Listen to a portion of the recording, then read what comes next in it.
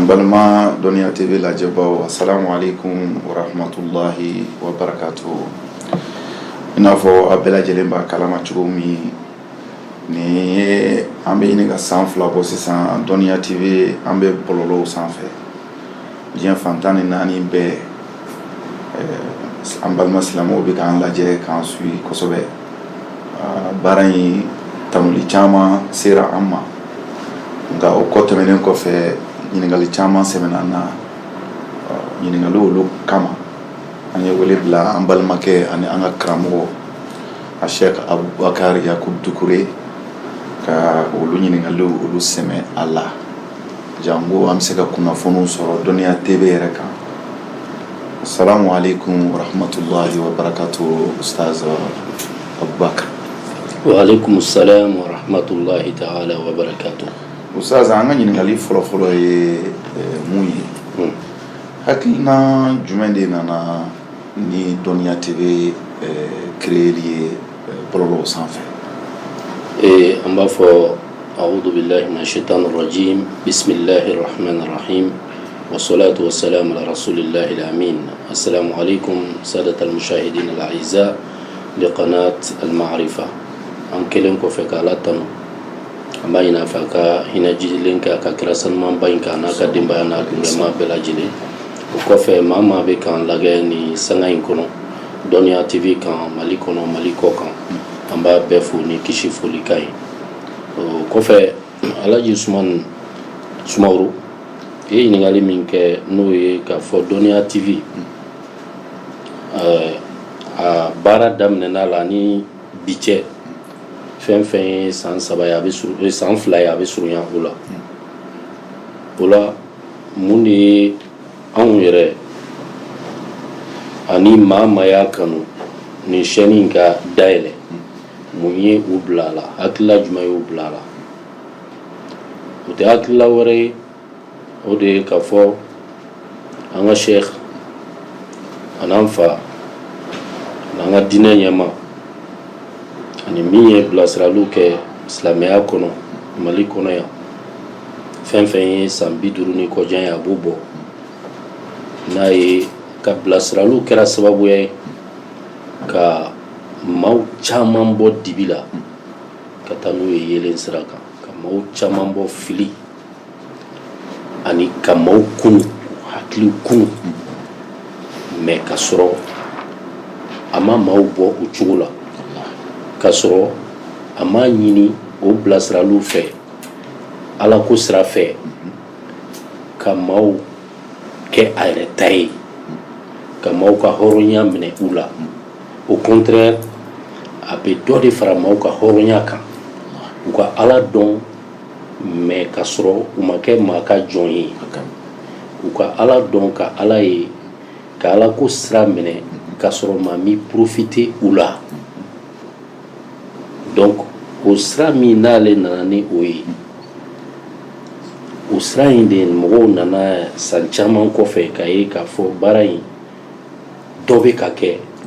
mais a man ka dan ale yɛrɛ sigilen don yɔrɔ min na dɔrɔn, a n'a sigilen don jamana min na, a nafa ka bon o ma, parce que bi maa bɛ ale ka kan mɛn, a b'a fɔ kan min na maa b'o mɛn, n'o ye an fa kan ye, n'o ye bamanankan ye. Olu bɛ diɲɛ yɔrɔ yɔrɔ bi, u bɛɛ ko k'u mago bɛ a ka hakilila la, u bɛɛ ko k'u mago bɛ a ka manhaju la, a ka méthodologie la, u mago bɛ a ka diinɛ faamu cogo la. Wa u dara la k'a fɔ bi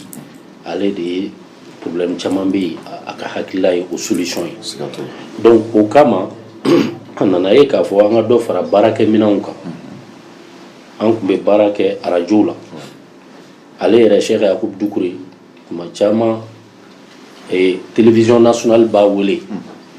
o ni bi cɛ san 40 ko a b'o bɔ, n'o ye ORTM ye, a bɛ laseli kɛ yen kosɛbɛ. Chaîne privée b'a wele ka caya kosɛbɛ, Mali kɔ kan, Mali kɔnɔ, télé privée radio, c'est à dire a bɛ baara k'u kan kosɛbɛ. An fana bɛɛ y'a laɲini k'ale ladege o la dɔɔni dɔɔni, an fana bɛ caman kɛ o la,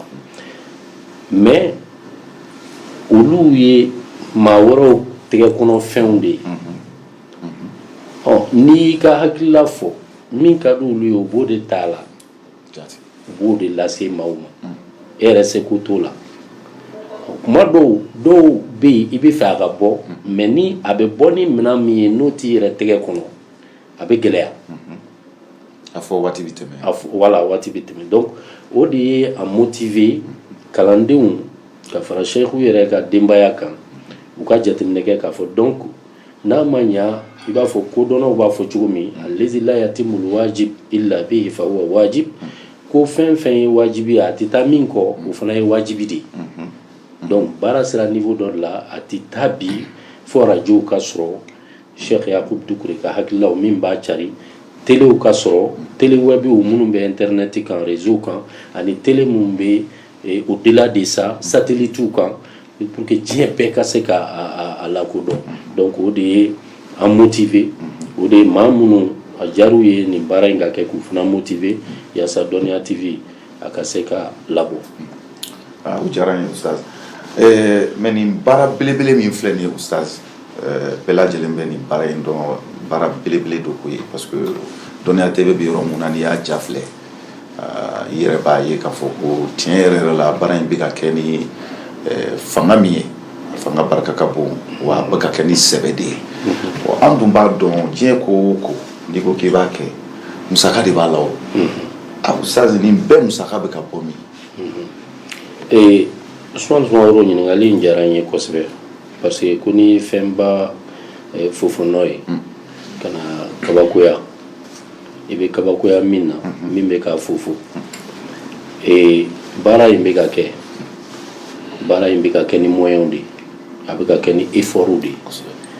o effort n'o moyens la adamadenw sɔrɔli b'a la a bɛ fɔ arabu ko ma al-mawaridul bashariya ressources humaines donc o mɔgɔw olu tɛ sɔrɔ nɔgɔya la parce que émission bɛɛ ni a cogo do a bɛɛ bɛ bɛn mɔgɔ dɔ de la min kan k'a labaara donc kuma caman mɔgɔw bɛ ɲinɛ o kɔ ka sɔrɔ o ye ko in yɛrɛ la gɛlɛman yɔrɔ de ye donc o bɛ yen dɔ bɛ an bolo mais hali bi an mago bɛ dɔ wɛrɛw la ka fara a wariko yɔrɔ kan ni mɔgɔw sɔrɔla yen mɔgɔw tɛ se k'a bɛɛ kɛ wari fana n'a jɔyɔrɔ don baara la wajibi fo k'o fana mobiliser o ka se ka don a donda fɛ maintenant an bɛ yɔrɔ min na i ko bi min ye an ka ressources ye n'o ye an ka ayiwa moyen ye an bɛ ka min don ko in da fɛ moyen financier yɛrɛ wari yɛrɛ bi alhamdulilahi rabbil alamin o fɔlɔ o sigilen don anw yɛrɛ kan voilà o sigilen don Cheikh Yakubu Dukure a n'a ka denbaya kan a fɔlɔ sigilen don anw yɛrɛ kan parce que an y'o de fɔ Cheikh ka taabolo n'an ko an bɛ ni baara bɛ kɛ n'a ka hakilila ye an bɛ to o de kɔnɔ donc Cheikh Yakubu Dukure ka hakilila n'an ko an ka baara kɛ il faut k'an ka to o kɔnɔ an bɛ min dɔn ale ka hakilila la o de ye Ala de bɛ wele i ka ko o ko i bɛ Ala de wele Ala de ye dɛmɛbaga ye mais o kɔfɛ i yɛrɛ ka jɔ ni i yɛrɛ k'i jija ka jɔ n'i ka baara ye ka jɔ n'i ka hakilila ye e ka n'i sigi k'Ala wele wa k'a fɔ k'i bɛ mɔgɔw bila a la fana mais n'i y'Ala wele i yɛrɛ ka jɔ o la n'i y'o jateminɛ alhamdulilah an yɛrɛ jɔlen don ni ko caman ye mais Ala jɔnba kelen kelenw bɛ yen olu ma ban minnu mɔgɔ t'a f'u ye ko i ka devoir ye nin a kɛ Ala ko la u yɛrɛ ma n'u sigi ka jateminɛ kɛ minnu bɛ tiɲɛ in na n'o ye tiɲɛ sira ye u yɛrɛ de bɛ wuli u yɛrɛ ma ka olu ni jɔyɔrɔ min ka kan la parce que Ala ko don n'i jɔra a la i jɔra i yɛrɛ ye donc o maa dɔw sɔrɔla minnu y'an ye baara la u yɛrɛ ye weleli kɛ u yɛrɛ ye o dɔ ye Madina Gindo ye par exemple ka bɔ Amérique a y'an balimakɛ wele Ibrahim Dukure a yɛrɛ de y'a bɔ a yɛrɛ la ka weleliw kɛ a kɛlen ka baaraw ye a ye baaraw y'a diya a b'a dɔn k'a fɔ nin tɛ se ka kɛ ni dépenses tɛ o la donc a ma ɲini mais a yɛrɛ ye wulila ka ɲininkaliw kɛ donc a ye dɛmɛ fana don Dɔnniya TV ma waati tɛmɛnlenw na an balimakɛ ka Gambi ale bɛ Bamako yan o fana ye baaraw taabolo y'a yɛrɛ ye a y'a dɔn k'a fɔ baara in ni dɛmɛ ka kan a ye dɛmɛw don donc fo ka taa se Abdurahmane Jakite ma ale ye commerçant ye ani bon ni ye misaliya de mɔgɔ komi ala kama baara don u caman b'a kɛ u b'a fɔ tɔgɔ ye kana fɔ mais kuma dɔw an bɛ nin fɔ a ka diya mɔgɔw ye dɛmɛ minnu donna dɛmɛ minnu don waati dɛmɛw de don waati ni dɛmɛw mais baara bɛ ka continuer o y'a damana ko ye baara n'a bɛ continuer da a tɛ tigɛ o kɔrɔ ye don o don de musaka bɛ ka don a la pour que a ka ɲɛtaga sɔrɔ donc o baaraw pour le moment o musakaw o fanba jɔlen don anw yɛrɛ kan inchallah o la yɔrɔ la Ustaz Abubakar ne tun bɛ fɛ ka ɲininkali de kɛ sisan pour que télé in yɛrɛ sisan bɛɛ b'a dɔn a bɛ bɔlɔlɔ de sanfɛ mais a ka d'anw ye mɔgɔ caman ka laɲini fana don a ka sɔrɔ i n'a fɔ télé tɔw bɛ sɔrɔ cogoya min na bon est ce que a tun ye jateminɛ k'o la ni maa min bɛ fɛ ka dɛmɛni kɛ sisan pour que vraiment an ka se ka télé sɔrɔ i n'a fɔ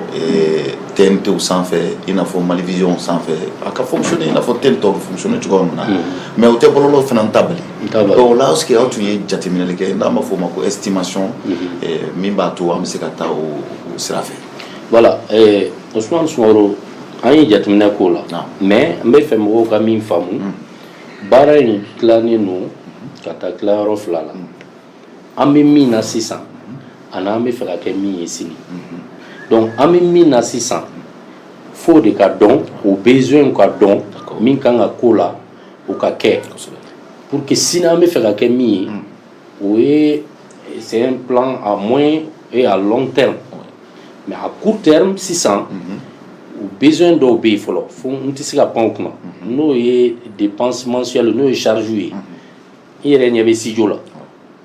studio bɛ alimenté de n y'a fɔ n ka kuma daminɛ la ni mɔgɔw ye mɔgɔw bɛ sara de personnels b'an bolo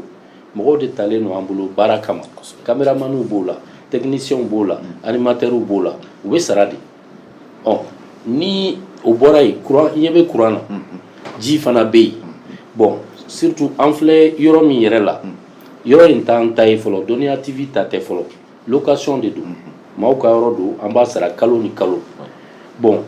n'i ye o dépenses bɛɛ lajɛ ani k'a lajɛ minɛn wɛrɛ minnu bɛ yen n'o bɛ don caméraw ni fɛnw na ani dépenses misɛnnin tɔw n'i y'o bɛɛ fara nin kan kalo o kalo Dɔnniya TV bɛ wari min labɔ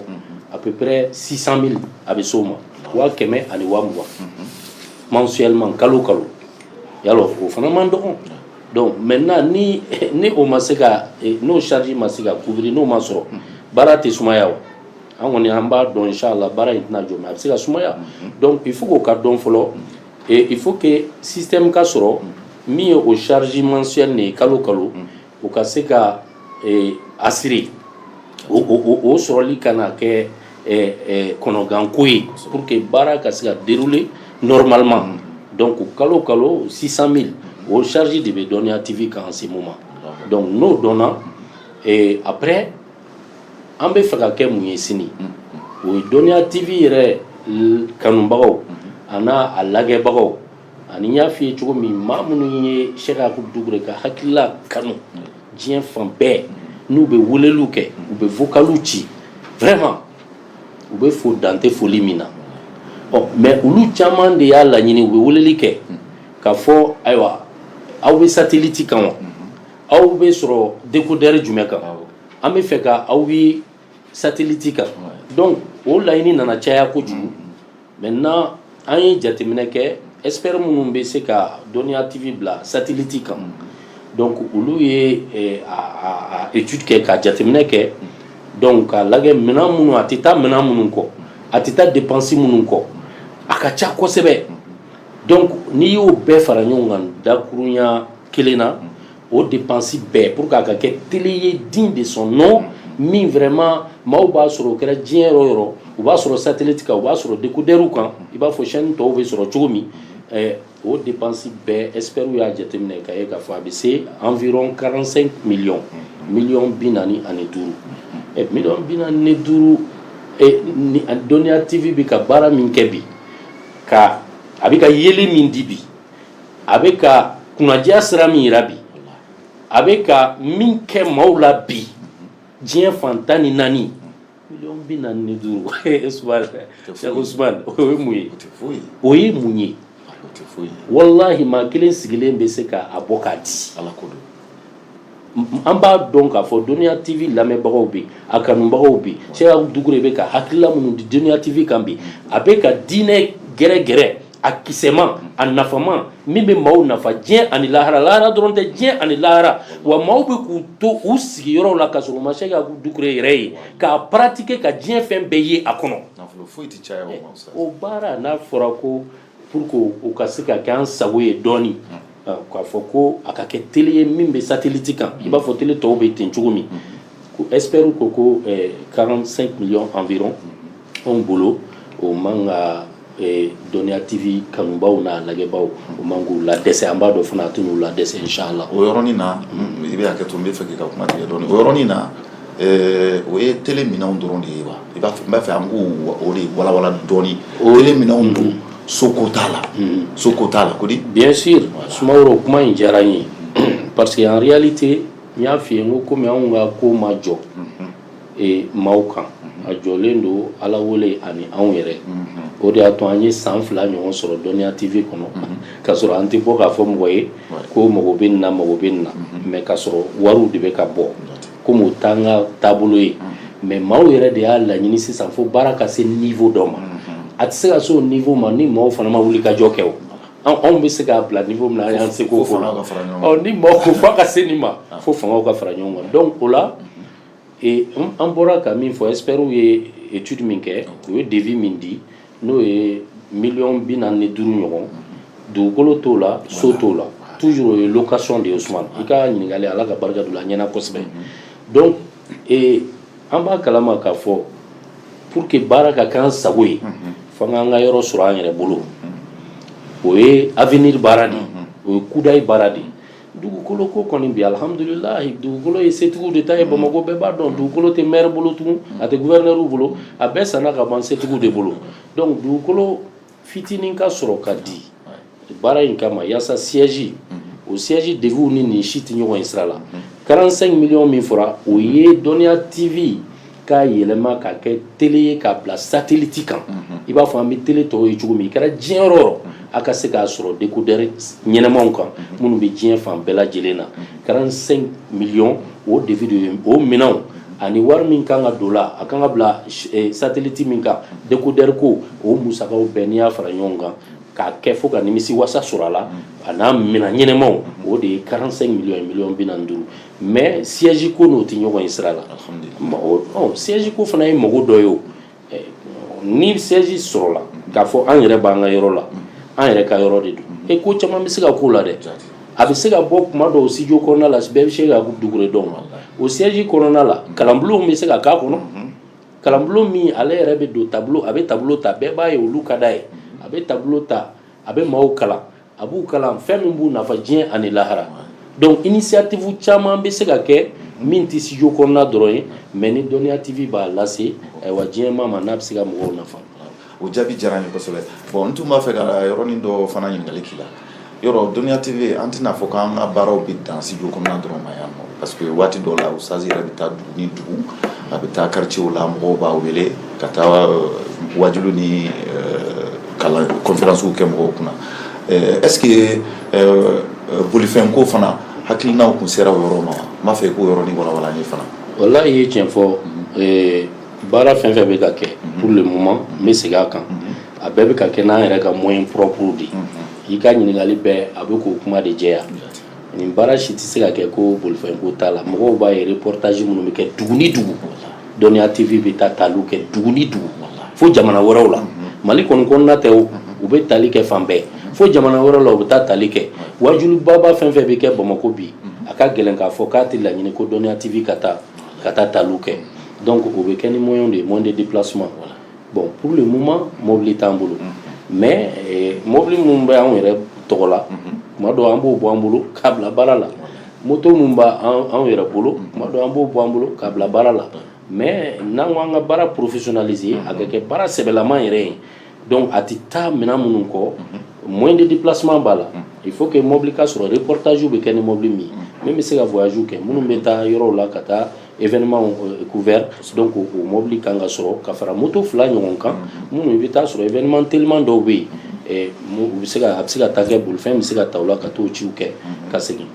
voilà mais an ma nin si jate an bɛ fɛ min ka faamu nin si tɛ devis min n'an y'a fɔ voilà o t'o kɔnɔ nin bɛɛ ye maaw k'a dɔn dɔrɔn k'a fɔ 45 in o dabɔra dɔrɔn k'a kɛ télé ye k'a bila satellite kan voilà moyen technique est-ce que tu vois voilà donc maintenant pour k'a ka kɛ ko dafalen ye donc peut-être c'est étape par étape n'an kɛra télé ye sisan étape filanan ye jumɛn ye donc an bɛ sɔrɔ ko experts bila k'o fana lajɛ il faut k'an ka dugukolo sɔrɔ il faut que siège ka sɔrɔ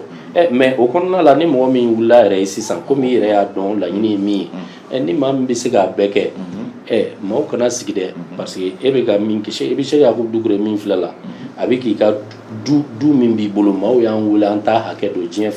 fan bɛɛ u ka bana dɔw b'u la u ka du kɔnɔ san 40 san 30 ni kɔ u ma fura sɔrɔ a la mais sɛ y'a ko dugukolo y'a fara u d'u ma bana dɔw b'u yɛrɛ la san 30 40 u ma mɔgɔ sɔrɔ min b'a furakɛ bana min don u yɛrɛ b'a dɔn an ka to n'a ye farikolo la bana yɛrɛ dɔrɔn ye mais alhamdulillah u ko bi u ma se k'u ɲɛ na mais a ka kumaw dɔrɔn civili kama o banaw banna a n'u denw ani baara yɔrɔ la partout Oustaz n t'i ka kuma tigɛ mais n bɛna kuma dɔ f'i ye n yɛrɛ kɛra minnu seereya n sera ka n bɛ se ka minnu seereya i b'a dɔn ko Oustaz yɛrɛ a ka livre sɛbɛnninw kama a n'a ka Ala tɔgɔ walawalali kama ko mɔgɔ dɔ y'a ka baara biri Oustaz ka livre ye ka denbayaw balo ka duw san ka mobiliw san ka musow furu bibi na alhamdulillah rabbil alamin na a bɛ ka kabako kɛ ni kosɛbɛ bɛɛ olu ɲɔgɔnna y'o camanba de ka ca olu ka ca voilà Oustaz olu ka ca mais ni a kɛra de min yɛrɛ nafa ne yɛrɛ dɔrɔn ni mi cogo dɔ i tɛ se ka e ka n'i yɛrɛ minɛ i b'a fɔ i bɛ ka Oustaz Cheikh Yakubu Dukure ladege mais i bɛ k'i yɛrɛ nafa n'a ye mais an ko de k'a ladege comme ça i t'a dan i yɛrɛ ma o Cheikh Yakubu Dukure ka ɲɛnamaya bɛɛ donna Ala ko de la a yɛrɛ tɛ n'a fɔra nin ye Ala ko ye a ka wari bɛ taa o la ka tɛmɛ a yɛrɛ ka denbaya kan bɛɛ b'o dɔn a ka musaka bɛɛ i b'a tilan 90 bɛɛ bɛ don Ala ko sira fɛ donc n'an k'an k'a ladege an fana bɛ taa n'o de ye n'an ye nafa dɔ sɔrɔ a la an t'a dan an yɛrɛ ma an fana b'a don Ala ko sira fɛ mais parce que ale bɛ ka min kɛ o ye ale ta de ye o lahara ani ta tilan donc a bɛ ka k'a yɛrɛ a b'a k'a ka denbaya mais e tɛ dɛ e fana bɛ wuli de sisan e yɛrɛ fana voilà i yɛrɛ ye min kɛ i fana b'o de sɔrɔ donc o siraw fɛ Ala b'a fɔ an ye a ka ca o الذين يؤمنون بالغيب ويقيمون الصلاة ومما رزقناهم ينفقون Bakara daminɛ la donc ka seli dɔrɔn o ye belebeleba ye mais o t'i tilalen ye dɛ ka da lahara la o ye belebeleba ye k'o t'i tilalen ye dɛ ko mais maa minnu Ala y'u garizigɛ don nafolo min na u b'a nafa ka ti Ala ko la Ala kama maa minnu n'Ala y'u kunnadiya suratu Bakara daminɛ la Ala y'o cité maa kunnadiyalenw ulaika humul muflihun donc maa minnu ka nafolo u ma kumaniya ɲumanya ma u y'a don Ala ko da fɛ donc en tant que an bɛ ɲɛnamaya la an b'a ɲini Ala ko de ka san sɔrɔ ni fɛn bɛɛ ye o de ye in tansurullaha yansurukum wa sabitu aqdamakum donc o la an b'an ka nafolo don a la o de y'an fana ka jihadu ye bi an bɛ se ka nin de fɔ Dɔnniya TV alhamdulillah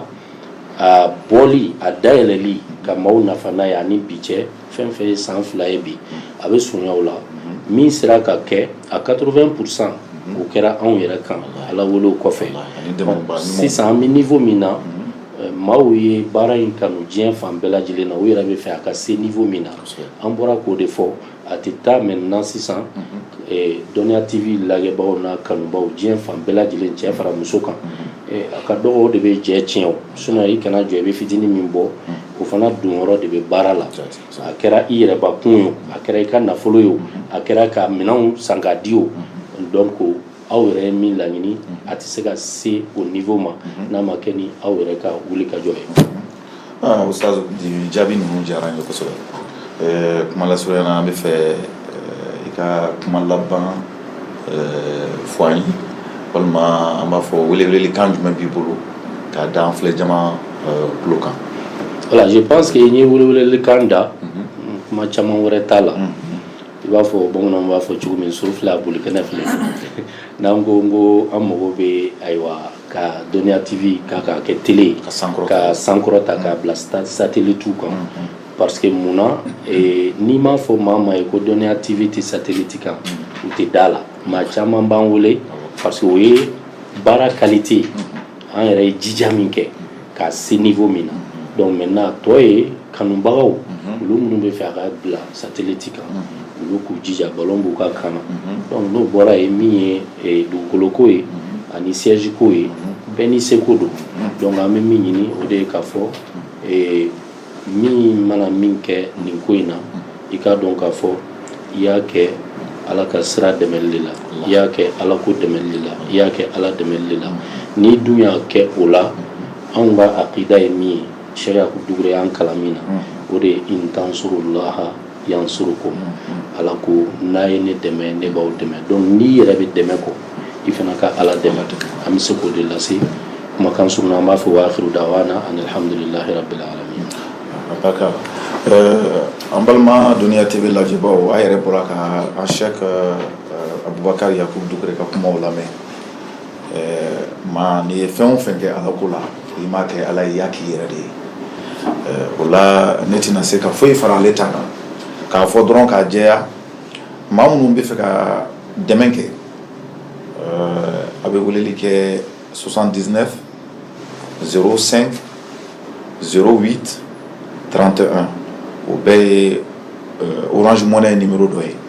71 02 0101 o fana ye Orange Money numéro dɔ ye 70 80 0101 o fana ye Orange Money numéro dɔ ye assalamu alaikum wa rahmatullahi wa barakatuh. ربنا ظلمنا أنفسنا وإن لم تغفر لنا وترحمنا لنكونن من الخاسرين. اللهم صل على سيدنا محمد المفتاح رحمتك وعلى آله عدد ساعة رحمتك. اللهم انصر الدين وانصر من نصر الدين واجعلنا من أنصر دينك المخلصين واخذل من خذل المسلمين آمين يا رب العالمين. اللهم أطفئ نيران الفتن عن بلادنا وعن بلاد المسلمين وعن ديارنا. اللهم وحد كلمة المسلمين. اللهم وحد كلمة المواطنين. اللهم وحد كلمة الديار الإسلامية. سبحان ربك رب العزة عما يصفون وسلام على المرسلين والحمد لله رب العالمين.